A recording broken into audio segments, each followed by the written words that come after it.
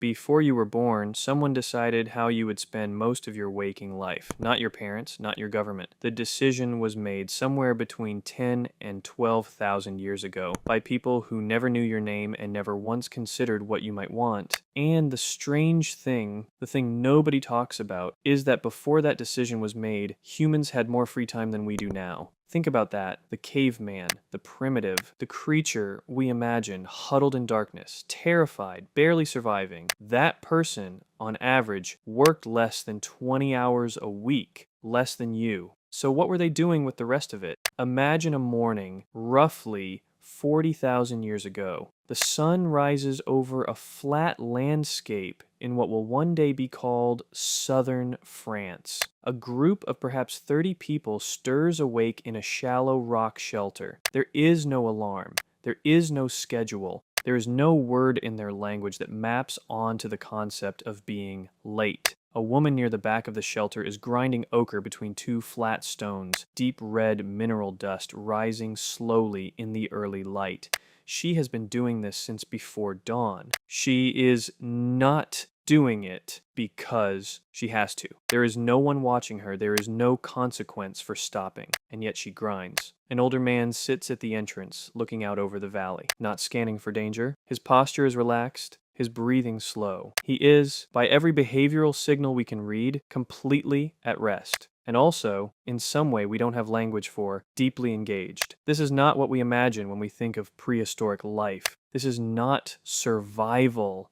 This is not struggle. This is something we quietly, systematically, and almost completely dismantled. The anthropologist Marshall Solins called hunter-gatherers the original affluent society. Not affluent through accumulation. They owned almost nothing by design. Affluent in the original sense, they had enough. Studies of modern hunter-gatherer groups, the Hadza of Tanzania, the Ekungsan of the Kalahari, reveal a pattern that repeats across geography and culture with an almost eerie consistency. Adults typically spend between 3 and 5 hours per day on what we might recognize as work. Foraging, hunting, processing food, maintaining tools, 3 to 5 hours. The rest belongs to something else. To sitting, to talking, to playing, to decorating things that don't need to be decorated, to sleeping in long, unhurried cycles that follow the darkness rather than the clock, to lying in the shade, doing, by any modern standard, absolutely nothing. The researchers who first documented this in the 1960s came back from the field confused. They had gone looking for evidence of grinding, primitive survival. They found people who seemed, by most observable measures, less stressed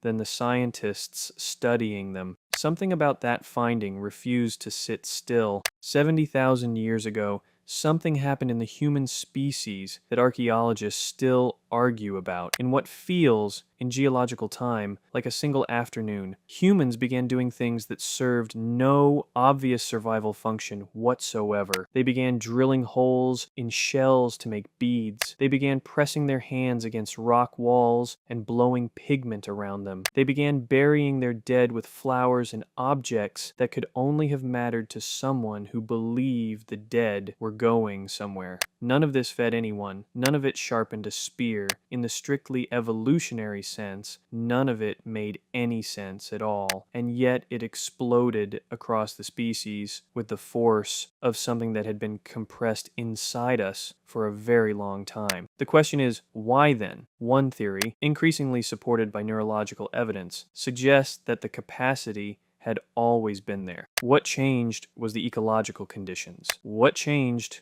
was time. The first art in human history may have been made not in a moment of spiritual crisis, but in a slow, unhurried afternoon with nothing else pressing to do. But here's where the story shifts. Here's where something irreversible begins. Around 10,000 years ago, in several locations independently, humans began doing something no creature in 4 billion years of life on this planet had ever done before. They began controlling the food, not following it, not learning its cycles, controlling it, planting seeds deliberately, penning animals, returning to the same place because the same place now owed them something. The first generations of farmers, when we can measure their skeletons, are shorter than the hunter-gatherers before them. Their teeth are worse. Their bones show more disease. They die younger. The adoption of agriculture for the individual human body was objectively a step backward, and yet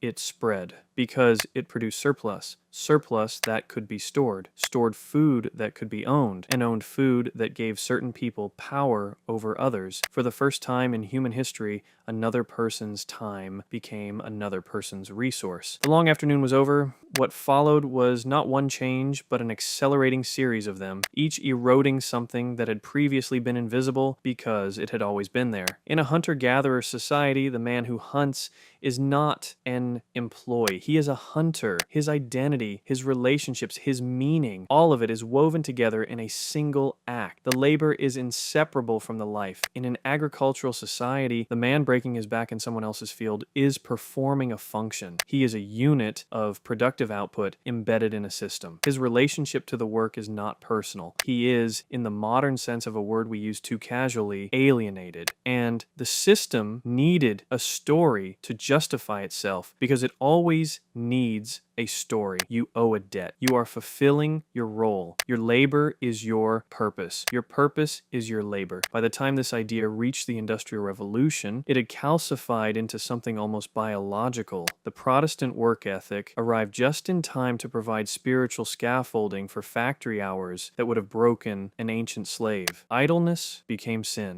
The afternoon under the tree became failure. But here's what actually collapsed. The real problem wasn't that humans began working more. The real problem was what we told ourselves about the time we gave up. We told ourselves that the old way had been nothing. Mere survival. That the stories told around the fire were primitive. That the handprints on cave walls were cute precursors to real culture. We built a story about ourselves that required believing the thing we lost was not worth keeping. And the story was so successful that most people living inside modern civilization cannot even feel the shape of what is missing. They experience the loss only as a formless unease, a low-level restlessness that they are encouraged to address through productivity optimization, through self-improvement, through the quiet conviction that the cure for dissatisfaction is to work more effectively. What collapsed was not a way of working. It was a way of being. The Hadza do not have a word for boredom. The people who spend their days gathering, talking, playing, watching the horizon, telling the same stories for generations, they have no cognitive category for what we call having nothing to do. Not because they are always busy, because the concept of time as a container that must be filled with justified activity, that concept requires infrastructure they never built. And the infrastructure once built cannot easily be unbuilt. Every attempt to reclaim leisure inside industrial society confronts the same wall, the guilt. The entirely culturally constructed conviction that sitting still is failure, that the afternoon must be earned, that rest is compensation for labor, not a birthright. In the deepest chamber of Lascaux, past the great hall with the bulls and the horses, in the furthest, darkest corner of the cave, there is a small panel with no animals on it, just handprints, dozens of them, different sizes, adults and children pressing their hands against stone and blowing pigment around them, leaving the shape of a hand hollow, the presence marked by what surrounds it. The most careful archaeologist will tell you, in unguarded moments, that these prints do not feel like ritual. They feel like play. They feel like a group of people with identical emotional architecture to yours, identical capacity for wonder and boredom and loneliness and love,